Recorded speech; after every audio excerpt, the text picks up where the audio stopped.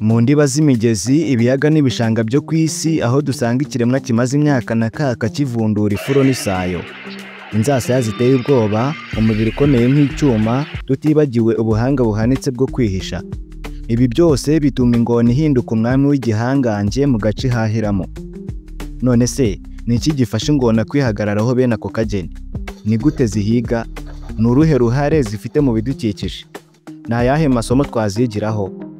Iki cyegeranyo kiragutembereza mu isi iteye amatsiko menshi y'ingona, umenye imiterere yayo, tekinike zayo mu guhiga, ubwenge n'akamaro gakomeye ifite mu rusobe rw'ibinyabuzima. Tigadi, iyi ni Inyamaswa TV. Inyamaswa TV. Inyamaswa TV. Turatangira tureba imiterere y'ingona, ari nabyo biyishyira imbere ya nyinshi mu nyamaswa ku bijyanye no kwihagararaho. Ariko mbere ya byose reka mbanze nkubwire ko mu Cyongereza ingona yitwa crocodile, mu Giswahili ikaba mamba, naho mu Cyarabu ikaba timusari. Izina ryo rya siyanse ni Crocodylus johnson. Ibarizwa mu muryango w'inyamaswa witwa Crocodylus, uwo dusangamo izindi zisa nayo arizo alligators, caimans na gharials. Ingona tuzisanga mu bice by'isi bishyuha byo muri Afurika, muri Aziya, muri Amerika no muri Australia. Mureke noneho rero tuvuge kuri wa mubiri w'iki gikururanda, ukaba wararemewe guhiga no guhabya diveriseri. Imbaraga z'inzasaya zayo zirarenze cyane, kuko ikacura ku kigero cya PSI 3500. Nizere ko warebye video twakoze ku mvubu. Uribuka ko twabonye ko yo ifite PSI 1600. Ni mu gihe umuntu arumana ubukana bwa PSI 160. Ingona kuri PSI 3500 niyo kasa mutwe, ibindi ni ukubeshya. Dore ikintu ingona ihuriyeho n'imvubu. Ingona ntihumekera munsi y'amazi. Amaso n'amazuru byayo biteretse hejuru y'umutwe. Ibi bituma ingona ibasha kureba ibiyikikije ndetse igahumeka mu gihe ibindi bice bisigaye by'umubiri wayo byose biba byibiye mu mazi. Umurizo wayo ukomeye by'agatangaza nawo ni ikindi kindi. Iwukoresha mu guhindagura icyerekezo mu mazi ndetse ukayifasha kwijugunya nk'igisasu isimbuka iva mu mazi. Wagera ku gikote cyoroshe ku mubiri wayo wose, noneho amaboko ugahita yamanika. Umubiri wayo utwikiriwe n'ibikoko bikomeye nk'ibigufwa byitwa osteodan, ku buryo ubirasaho umwambi ugataruka, wakubitaho umuhoro ukagimba. Mureke dukomeze noneho tuvuge ku bunini bw'ingona. Ubunini bwazo buba butandukanye bitewe n'ubwoko. Munini kurusha izindi twavuga ni nk'izi zikurikira. Ingona ziba mu mazi arimo umunyu cyangwa inyanja, muri siyanse ikaba Crocodylus porus. Niyo nini kurusha izindi zose kuko ishobora kugeza kuri 6 z'uburebure, igapima ibiro birenga 1000. Hakurikiraho Nile crocodile, ariyo Crocodylus niloticus. Iyi ikaba iza ku ruhembe mu nyamaswa zo muri Afurika zihiga cyane. Ni nazo dusanga mu Rwanda, cyane cyane mu mugezi wa Nyabarongo no muri pariki y'igihugu y'Akagera. Ikaba ishobora kureshya na 5.5 m. Ipima ibiro biri hagati ya 225 na 750. Muri Amerika naho tuhasanga ingona nini muri siyanse bita Crocodylus arctos. Ishobora kureshya na metero zigera kuri 5. Ipima ibiro bishobora kugera kuri 400.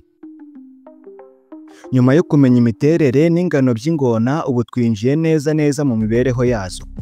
Akenshi buri ngona ikunze kwibera ukwayo kwa yonyine, igahiga yonyine. Ingabo zirwanirira agace zirimo cyane kugira ngo hatagira ikindi cyavogera, cyane cyane iyo zigeze mu gihe cyo kororoka. Irwana inkundura kugira ngo hatagira ikindi cyitwara ubutwari mu mazi yayo. Dore uburyo ingona ihigamo. Yose nk'ibitarangwe n'ibirura byiruka ku muhigo, ahubwo ikoresha guca igico, ikubikira kugeza ibonye umuhigo.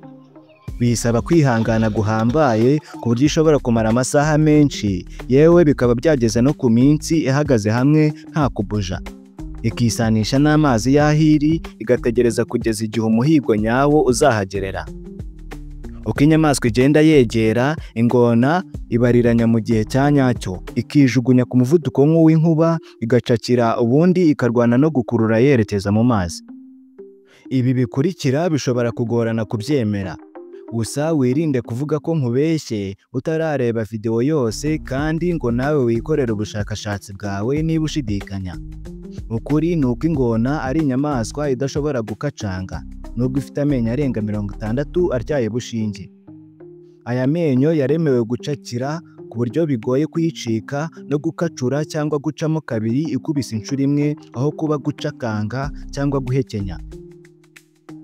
Ubwo rero ntiwabura kwibaza uti, none se ubwo ingona yica umuhigo gute? Ikawumira gute?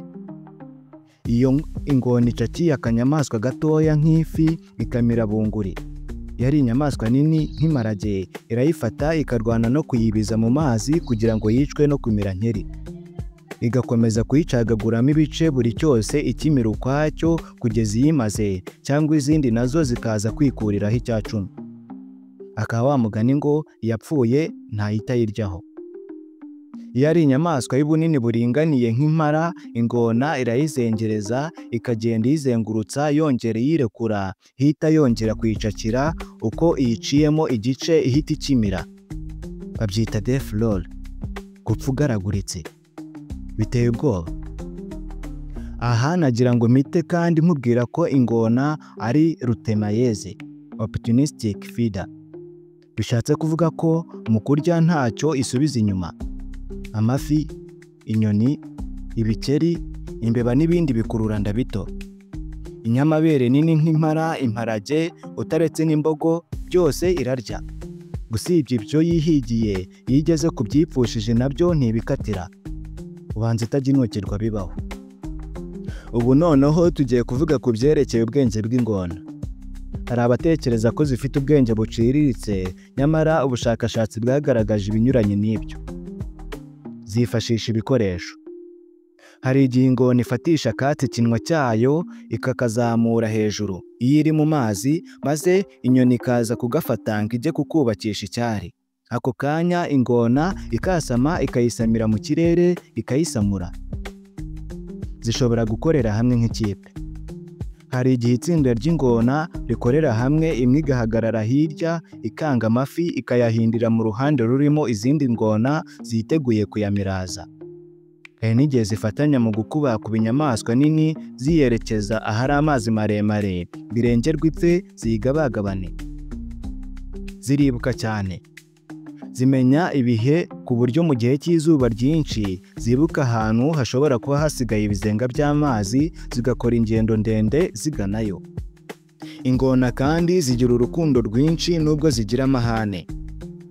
Ingona z'ingore n'ingabo zibangurirana mu gihe cy'imvura kandi zikabikorera mu mazi. Ingona y'ingore yubaka icyari hafi y'amazi mu mucanga, cyangwa igakoresha ibyatsi byinshi kugira ngo bizabike ubushyuhe. Icyari cyayo kiba ari kinini, gifite nka metero imwe y'ubugari. Ingona y'ingore itera amagi ari hagati y'10 na 60, ariko ashobora no kurenga. Byose biterwa n'ubwoko bw'ingona. Ingona y'ingore ikomeza kuba hafi y'amagi yayo ikayarinda bikomeye.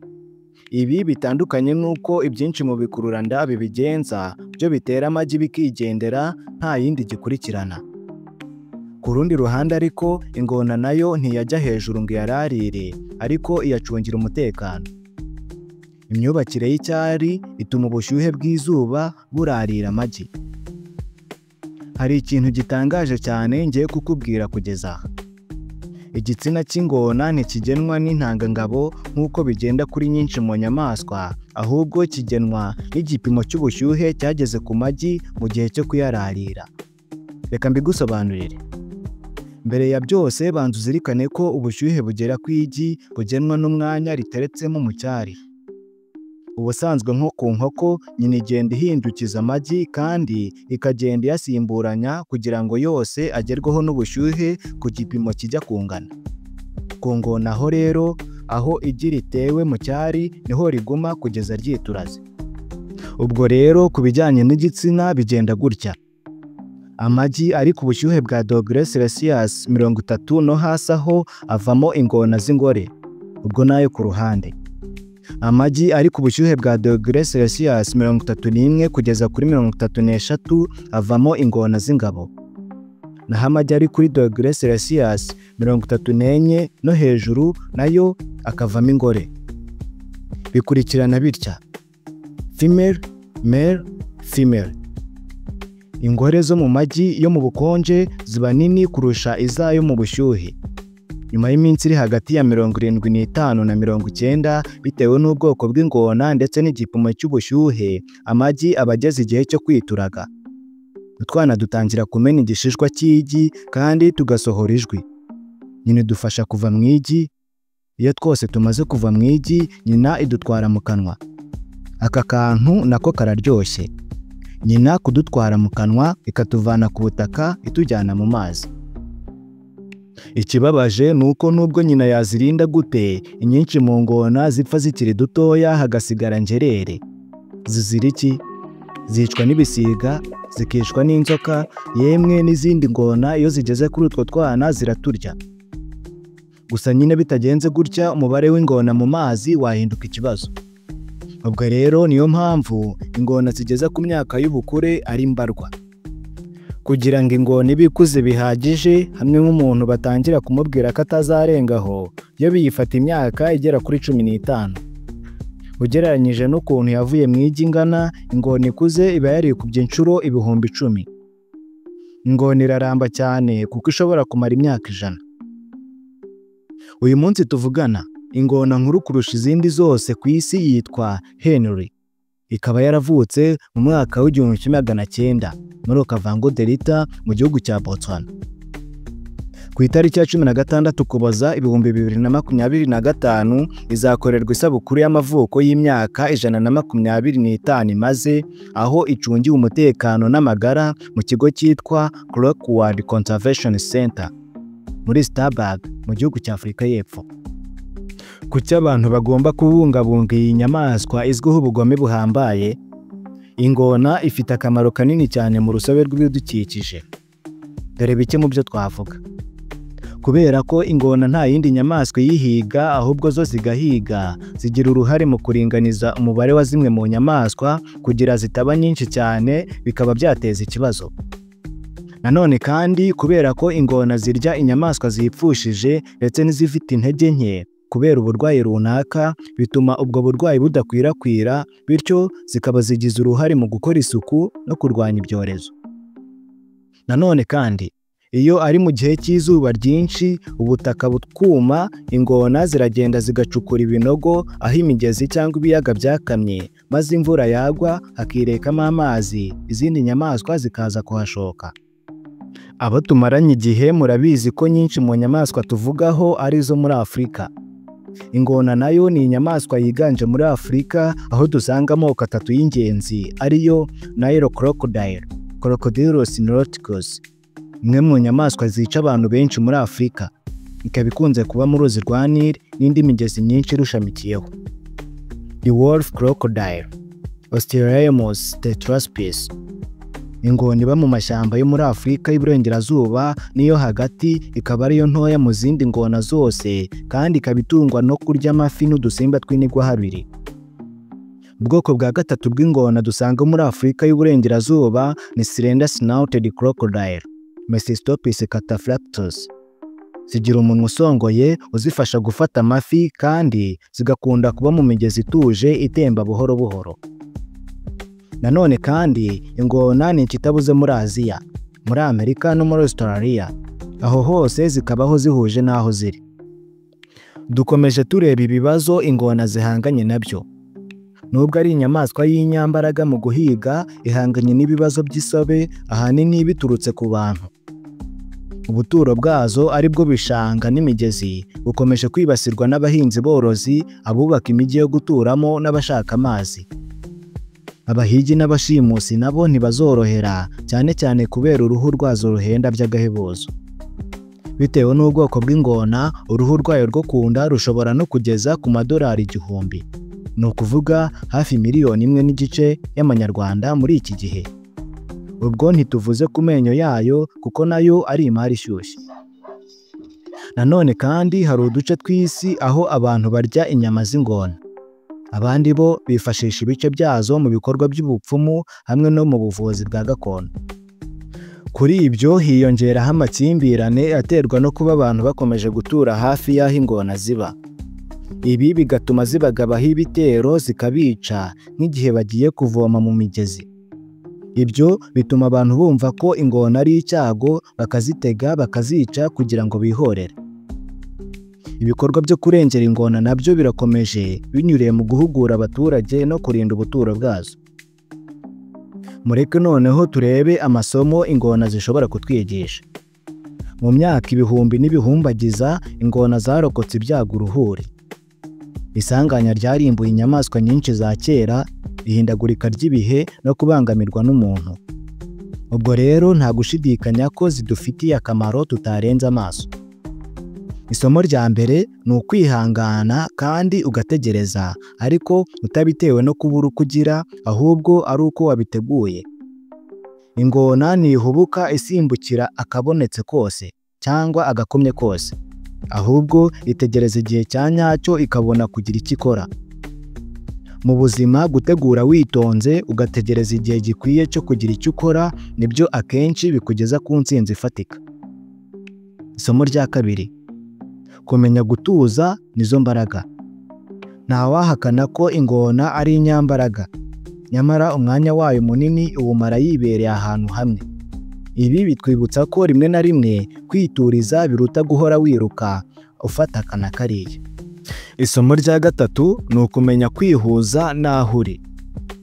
Ingona imaze imyaka myinshi cyane inyura mu bikomeye bidatewe n'impuhwe zibikikije, ahubwo kubera ko izi kwihuza n'aho iri. Natwe iyi si turimo nk'abantu iri guhinduka ku muvuduko utarigeze ubaho mbere. Aho guharanira ko ibintu bijya mu mujyo wowe wishakira cyangwa bikagendera ku muvuduko wawe, ahubwo wowe menya kwihuza nabyo. Nibitaba ibyo ni wowe uzavaho. Ingona zirenze kuba inyamaswa z'impigi ziteye ubwoba. Ni igice cy'ingenzi mu bigize urusobe rw'ibinyabuzima.